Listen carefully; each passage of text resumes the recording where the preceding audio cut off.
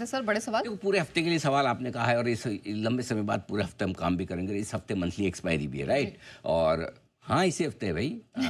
अगले हफ्ते मतलब 1 मई को आएगा गुरुवार, और उसके पहले मेरे 30 अप्रैल को जो होगी वो वीकली एक्सपायरी होगी, तो मंथली एक्सपायरी आज ही है, ठीक है, इसी हफ्ते, माफ़ कीजिएगा। तो आज सवाल भी ढेर सारे हैं। नंबर 1, टेरिफ वॉर में अब सबसे ज़्यादा इम्पोर्टेंट क्या है हमारे लिए, अमेरिका के लिए, चीन के लिए और दुनिया के लिए? ये समझना बहुत ज़रूरी है, क्योंकि क्या होता है जब बाजार बढ़ने लगता है तो आप टेरिफ वॉर को भूल जाते हो, फिर अचानक से कुछ खबर आ जाती पॉजिटिव या नेगेटिव, तो फ्री एक्शन देते हैं। तो क्या इंपॉर्टेंट है वो जानना समझना जरूरी है। एफआईएस की लगातार तीसरे दिन खरीदारी से क्या जोश बढ़ेगा? आईसीआईसीआई बैंक और एचडीएफसी बैंक ने पेश किए दमदार नतीजे। क्या बैंक निफ्टी नया रिकॉर्ड हाई बना रहा है? वो तो है ही, लेकिन व्हाट नेक्स्ट, कितना? ठीक है, अब तेजी के बड़े ट्रिगर्स क्या है? बिल्कुल। चौथा, बाजार क्या आगे गिर सकता है? जोश में होश नहीं खोना है, इसलिए ये बड़ा सवाल है। नंबर 5, इसको समझना बहुत जरूरी है। बाजार आगे गिरेगा तो क्यों और क्या है खतरे? ठीक है, और निफ्टी, बैंक निफ्टी के अगले बड़े टारगेट्स क्या है? और सबसे बड़ी आखिरी सवाल जो सिर्फ आपके लिए है, आपसे जानना सुनना चाहते हैं, आप पढ़िए। क्या मिड और स्मॉल कैप शेयर अब दौड़ेंगे? ये सवाल मुझे लगता है कि हर दिन मेरे सवालों के पोटली में से निकल कर आता है, अपार्ट फ्रॉम बैंक निफ्टी। हमारे सारे दर्शकों के भी यही सवाल हैं, तो इन सब सवाल के जवाब है तैयार। आइए एक एक करके करते हैं। ठीक है, लेकिन सर टैरिफ का मोर्चा, क्योंकि ये हमारे लिए एक नई स्पॉटलाइट, एक नई हेडलाइन बनकर आई है, तो अच्छी खबरों से शुरुआत करें क्योंकि बहुत डेवलपमेंट हुआ है यहाँ पे। बिल्कुल, बहुत कुछ डेवलपमेंट हुए हैं। 2-3 चीज़ें जो है वो आपको समझना जरूरी कि गुरुवार दोपहर को बाजार बंद होने के बाद आज सोमवार सुबह तक क्या कुछ हुआ है टेरिफ वॉर को लेकर। नंबर 1, आज अमेरिकी उपराष्ट्रपति जेडी वैंस पीएम मोदी से मिलने जा रहे हैं, मतलब वो खुद आए हैं, अब मिलने जाएंगे। वीकेंड पर एलन मस्क, जो कि एक तरह से कह सकते हैं कि शायद जेडी वैंस से ज़्यादा पावरफुल है इस वक्त अमेरिका में, राइट लेफ्ट सेंटर सब वही हैं ट्रम्प साहब के, उन्होंने फ़ोन पर बातचीत की, बड़े प्रसन्न हुए बातचीत करने के बाद। मैं बहुत उत्सुक हूँ भारत में आने के लिए इस साल में। ईयर एंड आ भी रहे हैं। हाँ, इस साल के अंत तक आने को उत्सुक हूँ। तो ठीक है, हम तो पॉजिटिव माने इस साल के अंत तक। इतने कौन से भाई साहब बिजी हूँ कि इस साल के अंत तक, बट और आपके पास से शटल भी है जल्दी भी आ सकते हैं, लेकिन ठीक है, लेकिन आने का वादा किया है, हम उसी में खुश हैं। ये तो हो गया हमारे से रिलेटेड एक चीज़। दूसरी चीज़ ये कि ट्रम्प ने कहा कि चीन के साथ हमारी बातचीत जारी है, हम अलग अलग लेवल पर बातचीत कर रहे हैं। कुछ सवालों के जवाब उन्होंने सीधे सीधे दिए, कुछ सवालों को टाल गए कि भाई चीन के राष्ट्रपति से बातचीत हुई नहीं हुई, तो हो जाएगी, बातचीत चल रही है, ये सब कुछ कहा है। चीन की तरफ से अभी तक इस पर कोई स्टेटमेंट आया नहीं है। गुड मॉर्निंग हो चुकी है, मंडे मॉर्निंग उनकी वहाँ पर। आज चीन के बाजार बंद भी नहीं है, यूके हांगकांग बंद है, लेकिन चीन तो खुला हुआ है। हांगकांग बंद है, हांगकांग का मुझे नहीं पता, हांगकांग बंद है, चीन और हांगकांग और ब्रिटेन बंद है, बाकी सारे खुले। तो ये टेरिफ के मोर्चे पर अब तक अच्छी खबरें हैं, ये कह सकते हैं। ठीक है सर, ये तो कुछ इनिशियल डेवलपमेंट्स है, लेकिन आप देखना क्या चाहेंगे? क्योंकि अभी आप कह ही रहे हैं कि चीन की तरफ से कोई बातचीत आई नहीं है, ट्रम्प साहब ने कह दिया है कि भाई बात हो रही है, और उनकी डेस्परेशन हमने पीछे भी देखी कि साफ दिखी है। करेक्ट। अब क्या ट्रिगर है इसमें?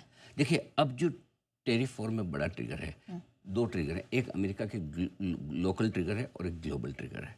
लोकल ट्रिगर की पहले हल्की सी बात करता हूँ, क्योंकि अमेरिका में लोकल ट्रिगर्स है ना, अब ट्रम्प साहब के बहुत अगेंस्ट में जा रहे हैं। कल आपने वीकेंड पे देखा होगा 50501, एक वहाँ पर नया आंदोलन शुरू हुआ है। 50 राज्यों में एक साथ उन्होंने, और 50 राज्य और एक आंदोलन, ऐसा करके उन्होंने एक थीम बनाई है। उस पर ढेर सारे 50 राज्यों में एक साथ प्रदर्शन हुए टेरिफ वॉर को लेकर। ट्रम्प साहब गालियाँ दे रहे हैं, पानी पी के जेरेमी पावेल को, फेड चेयरमैन को, वो सुनता ही नहीं है। अब भाई रेट कट घटा, रेट कट कर, वो तो झुकने को तैयार ही नहीं है, वैसा हाल है।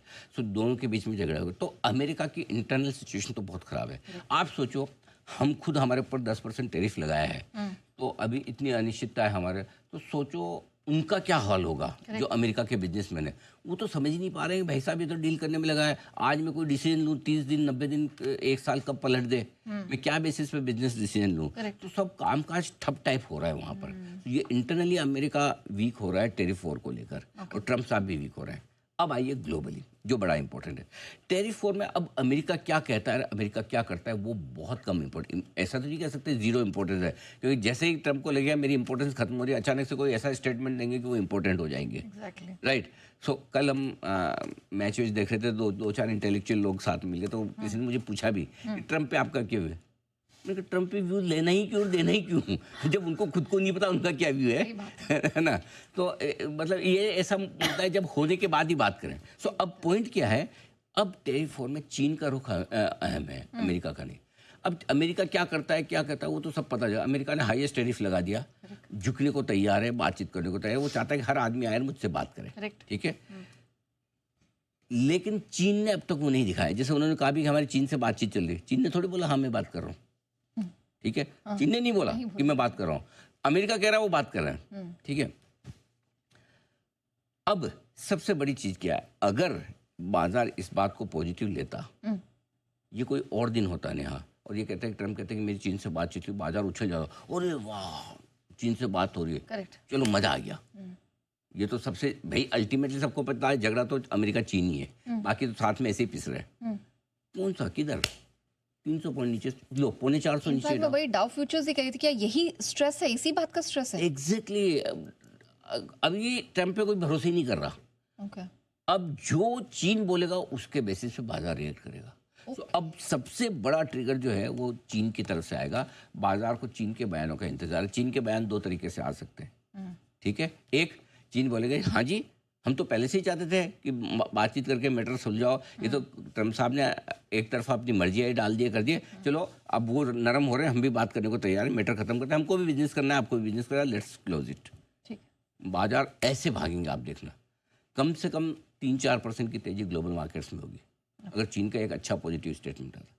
इसके विपरीत चीन के मंसूबे खाली टेरिफ और ट्रेड वॉर तक नहीं है, और अगर उसको लगता है कि मुझे दुनिया का दादा बनने का एक गोल्डन चांस है, अमेरिका बैक फुट पे है और मैं ये छोड़ूंगा नहीं, जो कि उसकी आदत में है, फितरत में है, बदमाश है, करेक्ट है ना, बहुत एम्बिशियस है ना, और इससे बढ़िया चांस मुझे मिलेगा नहीं जब अमेरिका कमज़ोर हो रहा है, बाकी देशों का सपोर्ट अमेरिका को कम हो रहा है, और अमेरिका के अंदर खुद ट्रम्प का कमज़ोर होना। एग्जैक्टली ये चीन के लिए गोल्डन चांस है। अब वो अलग बात है चीन को लोग पसंद नहीं करते, दुनिया के बाकी देश कम पसंद करते हैं क्योंकि पता है कि बदमाश है ना, लेकिन ये तो चीन के पास तो गोल्डन चांस। अगर चीन ने ऐसा कोई स्टेटमेंट दिया ही नहीं, या चीन ने ऐसा बोला कि जाओ हम तो नहीं जुगे, पहले वाली सिचुएशन पे आओ, जीरो टैरिफ करो, फिर बैठेंगे बात करने, फिर तो नाक का सवाल आ गया ना।